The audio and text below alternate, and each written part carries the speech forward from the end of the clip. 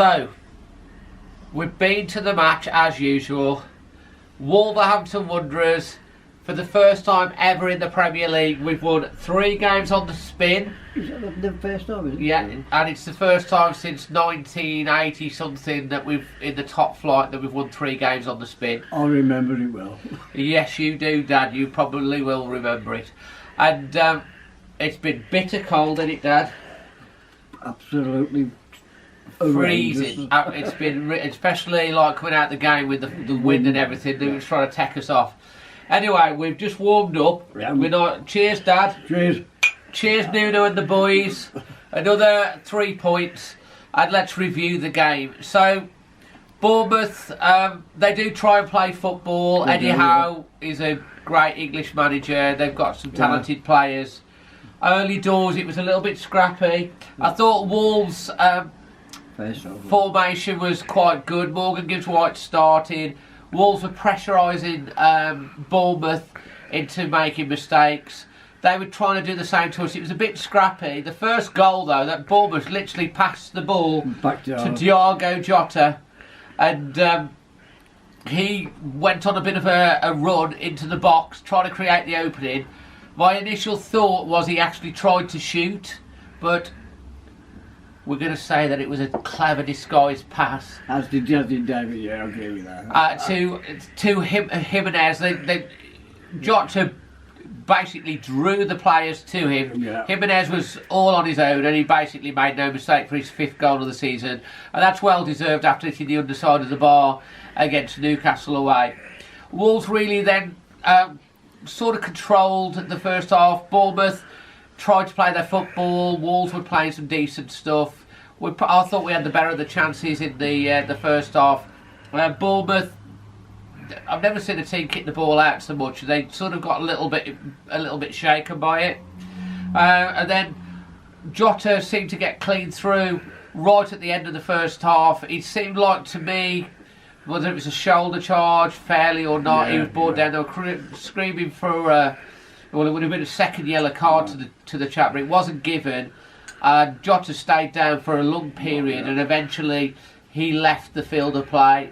Just on half time. Just on half time. We don't know how serious it is. He hobbled off, whether it's a hamstring. If it is a hamstring, he will be out for the rest of the Christmas period, which would be such a shame because the last 2 or 3 games he's really come to life. Yeah, that's David, yeah. So we'll have to wait to see on what happens with Jota in regards to that.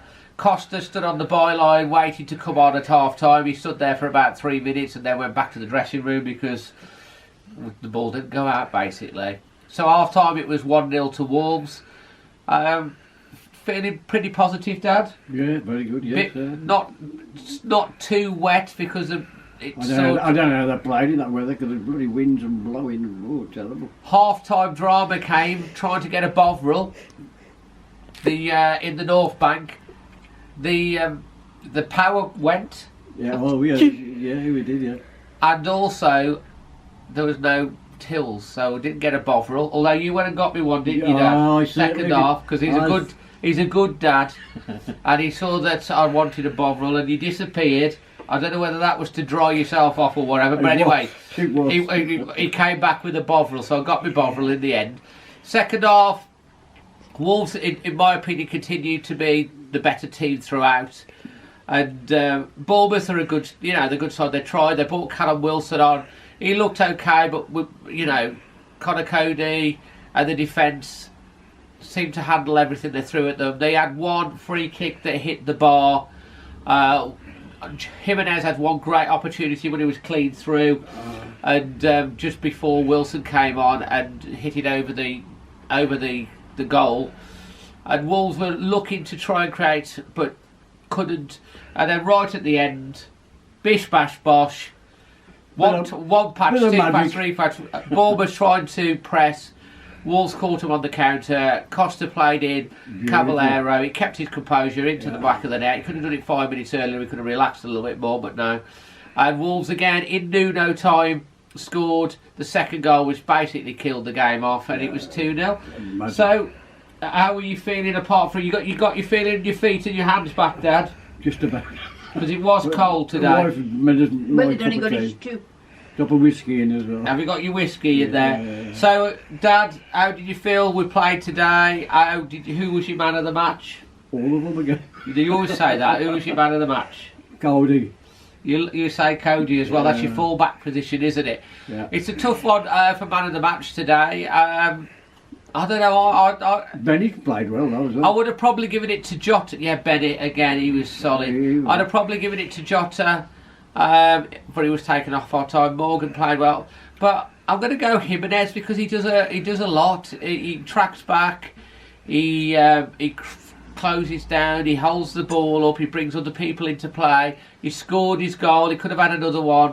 So I'm going to go with Jimenez as my man of the match today, personally. Wolves up to 7th in the table now with 25 points.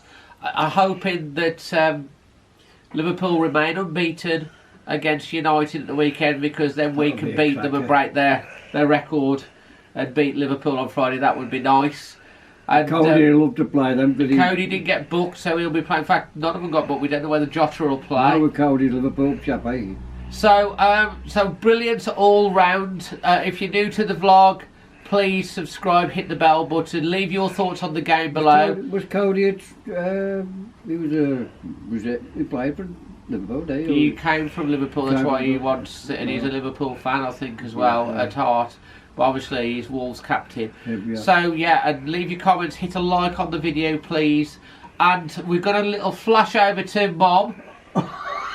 Mom, you enjoyed your birthday party last night and you were very flattered by the flowers. Oh, that was absolutely fantastic. For the subscriber, John, and for the subscribers. Totally cool. And I read out to you, didn't I, all your messages of goodwill. You got anything to say to all the subscribers that watch? Not only the subscribers, whoever bought me beautiful bunch of flowers, because there was absolutely, well, I never expected that, I tell you. You got to say thank you. Yes, out of this world, and a big thank you to everybody for messages as well. Much appreciated, because when you're not well, it does lift you up. Yeah, it does. Well, it does me anyway, so. Fantastic. So back over here. So thank you again from Dad. It meant a lot to Dad as well, didn't it? Thank you for the camera, woman. Absolutely brilliant. And we're going to make sure that we enjoy the rest of our tea. I say so, David. And what they got to do, Dad? Could you subscribe? That's it. Boom, shake that room. Okay, guys, enjoy the rest of your weekend and your week. And look out for the match day vlog, which will be out in the bitter cold. And we'll go out with a little focus on the flowers over there. And the Christmas tree. And the Christmas tree. And the Christmas tree. Merry Christmas to all. There we go. Well done.